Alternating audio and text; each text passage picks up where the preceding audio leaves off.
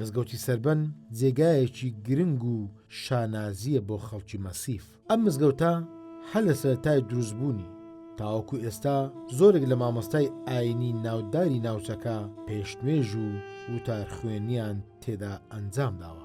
لەوانە مامۆستا مەلا عومەر و مامۆستا مەلا حەمەدەمین وەرتێ و مامۆستا عومەر گۆڕەشێر و چەندانی تر کە ئەمانە جێپەنجەیان دیار بووە لەو بەرەو پێشچوونی ئاین و ئاشنایەتیان لەگەڵ خەڵکی ناوچەکە. جگە لەوەش زۆرێک لە فەقێ دەرس و خوێندنیان تێدا ئەنجام داوە کە زۆربەیان ئێستا ئیمام و خەتیبن لە مزگەوتەکانی تری خاچی کورد.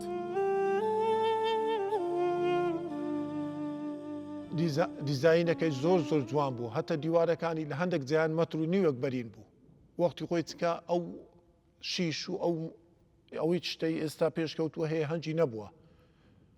بە یعنی زۆر عەنتیکە دروستکرا بوو، هەمووی لە بنەکەی جێ هەبوو مەتر و نیوەک بەرین بوو، هەتا ئەو دیزاینەکی هەند جوان بوو. قاتی دووەمیشیان کەمەکی گچکە بوو لۆ ئافرەتان و عەلا ئەساس ئەوەی دروستکرا بوو. یعنی شتێکی زۆر ئەوە بوو. پێشتر هەتە ئەگەر دەتوانم برێم لەوی ئێستاش دیکۆر و ئەوەکەی کە زۆر قەدیمیش بوو زۆر جوان بوو.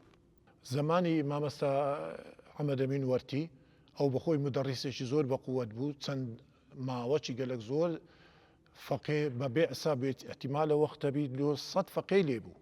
ئێرە چەند غورفەی لێبوون، هەموو لێرە دەنووسن و لێرە لەو دەور و پشتەش هەم خواردنیان لۆ دروستەکە و هەم یارمەتیشیان دەدران لۆ خۆیان دەست. ئێستا هەمیان بووینە مامەستایی چاک لە ئەو شار و ئەوانە زۆربەیان ئی وەرتێ و خانەقایە و ئی مەنتیقەی سوورچاتی ئەوەی هەمووی لێرە فەقێ بوون.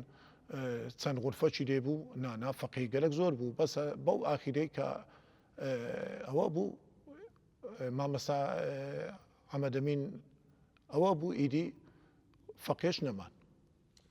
ئەو توانەکانی پێشەوە هەمووی وەختی خۆی ساحیبی مزگەوتی دروستی کردن، وەقفیشی کردیە لۆ مزگەوتێ. ئەو زەکرەیەکەی وەردەگرن لە مزگەوتێ سەرفەکەنەوە، هەم جەماعەتی کە نوژەنیشیان کرد و ئێستا ئەوانیش دائیم ئێستا لەوتەی 2014 بوو نوێیان کردو، دوو جاری دیش تەعمیریان کردو. یعنی زۆر خزمەتی دەکەن و شکر بۆ خوا نەقستانێکی وهەی نییە. زۆر ئیشەکان مەزبوط دەڕوا و هەم بودجەی خۆی باشیشی هەیە ئەو مزگەوتە. مامۆستا مەلا عومەری گۆڕەشێری ئەویش تەدریسیە داوە، دوای مەلا مامۆستا مەلا حەمەدەمینی وەرتی مام و خەتیبی بەدەستگرت و تەدریسی داوە و مزگەوتەکە گەورە بوو، جێشی چاچە بووە و زۆر خۆشش بوو، سەبر و سێبووری و ئارامی هەموو مەسیفیانش بوو. پاش و هەنجی بێڵایەکی لێ دروست کرا کە من هاتم لە ساڵی 2003 خەتابەتم لێ کرد. مامۆستا مەلا حەمەدەمین وەرتی خوتبەکەی تەسبیری من کرد. خدا عەفوی کە پیاوەکی چاک بوو. ئەوجا معالیمەکی گەورەش بوو. دوایە کە هەستان بەدە گەورەکردنی مزگەفتێ بێڵایەکیان لۆ چاکرد لێرانە، دوایە تەنیشتەکەی مزگەوتیان ئەو کرد و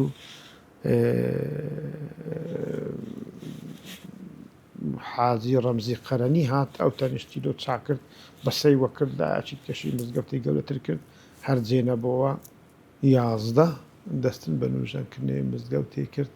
لەسەری هەتا بنینێ چیروان هات، خدای لێ ڕازی بێ باش بۆ هات، گوتێ من حایدی من چا دەکەم، باری زێبرایەوی هات، ئیدی هەردوو کا جوامێرە ئەم بە خۆشمەکەن باریزە، گوتی ئەمنی چ بکەم، گوتمی مزگەوتی، گوتی بە چاوان الحەقە مزگەفتەکەی دروست کرد. شۆفەریان لێدا بەس منارەکە نەبی، وچی منارەکە وەکو ئاسارەکەن ئەدیما عومرێ منارەکە لەعانۆکە 70 ساڵە دەستیان پێکرد مزگەفتەکەیان دروست کرد و ئیفتیتاحەکەشن لە 2013 بزانم ئیفتیتاحی مزگەوتی کرا 4000 مەترە عەردن ئێرانە حەوە بوو. ئەو جێمەری دانیشتینە لەعانۆکە حوجرێتە دەگاتە دیوارێ مزگەفتی خلاصە بێ بە حەدیقەوە هەموو ڕەزی مێوی بوو. دوایە کە کرا بووە گەراجێ لۆریان و ئەوان تاپۆن کرد لە ساو قافی شێخ جیهاد هات دەگە من شێخ جیهاد کوڕی شێخ ئیسماعیلیە کوڕی شێخ عەبدولسەلامیە برازای مەلا مستەفاییە هات ئەو گوتی لۆی تاپۆ کردین لەسەرەوەی بە ئەوقافی تەول حاصل بە دایری تاپۆن کرد مزگەفتەکە لەسەر دروست کرد تاریخی مزگەفتی عەتار باشی ناوەکەش نەنگۆڕی بەس نووسین مزگەوتی گەورەی سەربەن لە بنەکەش نووسیتن عەتار باشی بۆ ئەوەی یعنی ناوی ئەو کابرای هەر بمینێ کە مزگەفتەکەی دروست کرد یاسم چی چاکە و پیاوەتی ئیوی بووە هەژدە دوکانیشی وە بەهنام جا ئیدارەی خۆی هەیە و ئەوێ خۆی هەیە 17 تا 18 دوکان وابزان عادی مزگەفتێنە ئەو قاف سەرپەرشتیان دەکا و لێرش متەوەلی خۆی هەیە دینگەی تێدا بوون دینگی ئەستوری تێدا بوون محرابەکی کۆن بوو محرابەکە بە بەری دروستکرا بوو دینکانش هەموو بەری دروستکرا بوو ئەوەی بلوک بوو تێدا نەبوو هەمووی بەنەقارێ باردی بوو ئەمما کەون بوو زۆر کەون بوو یعنی کابرا ناوێرە بستن ناوێ دەبنەکە واو بیتن بۆیە ئەجا دەستیان بە نژانکردنەوەی کرد هێدی ئەو لای خەلاکە ئەو لای خەلاکە ئەو لای خەلاکە ئاخری ناناگوتنەوە هەدەر ڕوخێ بە حەبەدە ڕستی خاوین کردەوە دی هەو مزگەفتەکان خاوین کردەوە